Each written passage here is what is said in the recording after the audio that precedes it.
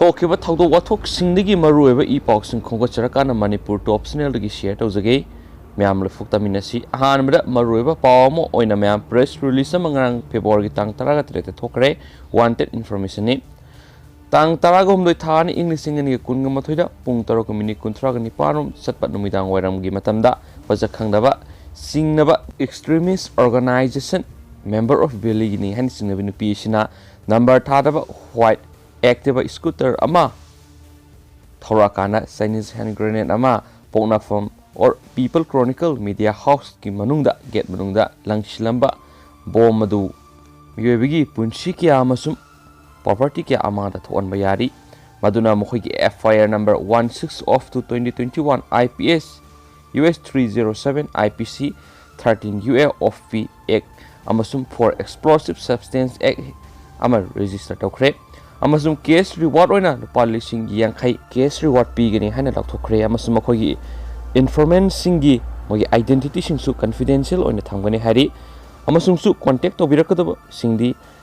ASP Imphal west की phone number 9612759705 अमसुम ASDPO Imphal की 8787533297 OC इम्फाल PS की 70056259009 अमसुम OC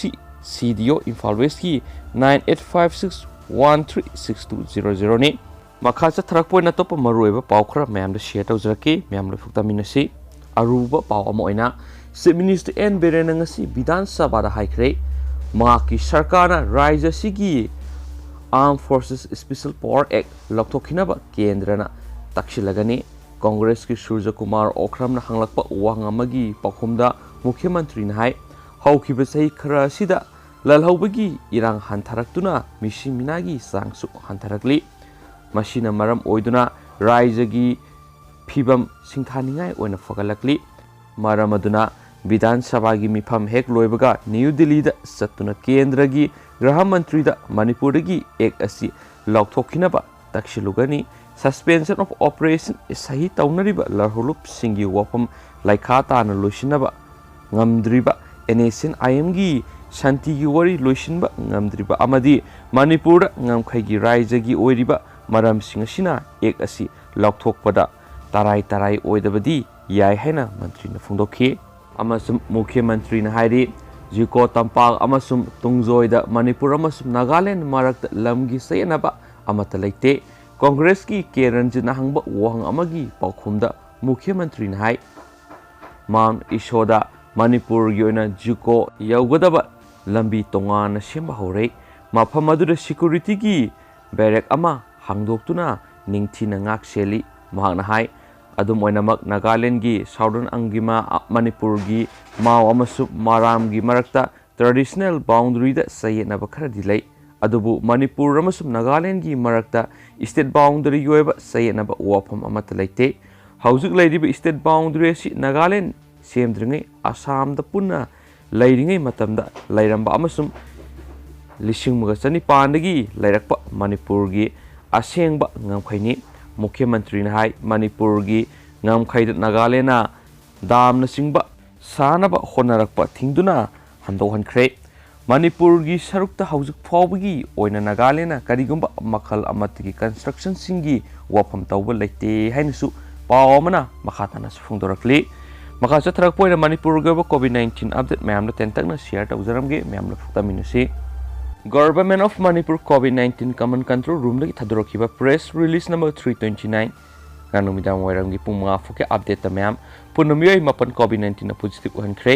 मियोय मरी मना नुपानी मियोय मंगा मना नुपिनी सोहारी अदुग अतोपा मियोय अमसु सेंट्रल आर्म पुलिस फोर्स दगी COVID-19 पॉजिटिव हनख्रे अपुन बोयना ngarang मणिपुर मियोय तरा COVID-19 पॉजिटिव ओखि मकोई सिंसी इम्फाल ईस्ट दगी अमा इम्फाल वेस्ट दगी अहुम थौबाल दगी अमा सुरसामपुर दगी अहुम अमसुम तमेंगलोंग दगी अमने हारी मकोई लौखटफम थोकपा मेडिकल प्रिकॉशनरी अमसुम मकोई लेफम सिंग कंटामिन अमसुम कॉन्टैक्ट ट्रेसिंग तोबा थबक थोरम सिंग लोरम लौखटख्र हारी ngran slepa khobadagi Manipur miyoy amata COVID-19 sikide apun machine khiba miyoy masingdi sahumga hundraga humdoi sukre amasung ngarangsu COVID-19 dagi faduna negative ordinary discharge to khiba miyoy masingsi anini मकोई सिंसी CIPF दगी अमा अमसुम home isolation दगी अमने सो हाइरी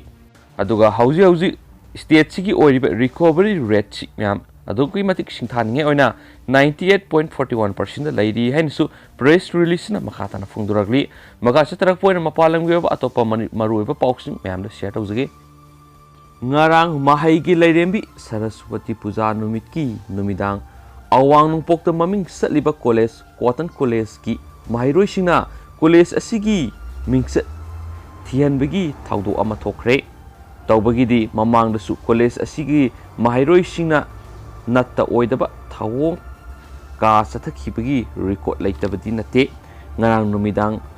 hidak ngaurabani haiba mahairoi kharana college asigi manakta leiba fast food ki restaurant amada laklaga mineral water pinana haiki adubu thabak toba angang sing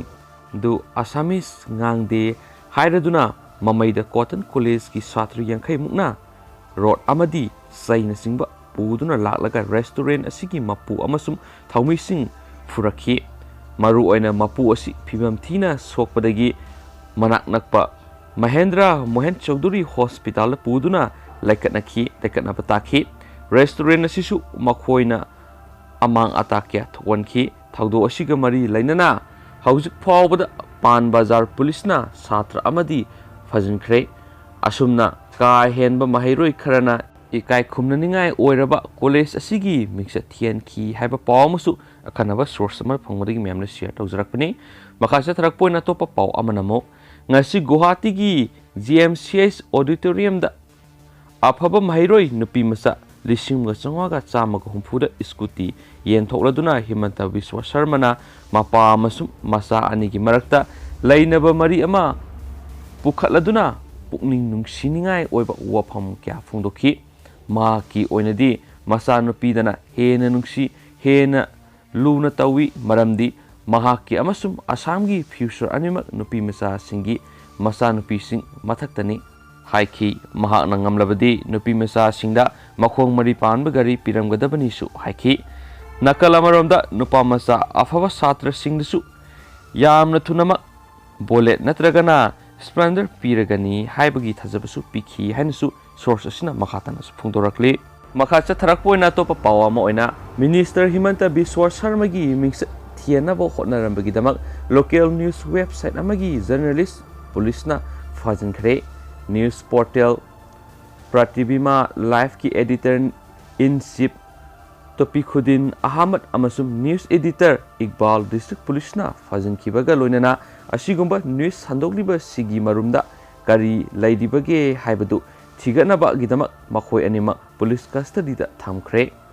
website asina minister amasum mahaki masanupiga naminaba photo ama yamnamak fajadaba mawongda thagalaktuna viral oirakhibadagi case asi tholakibani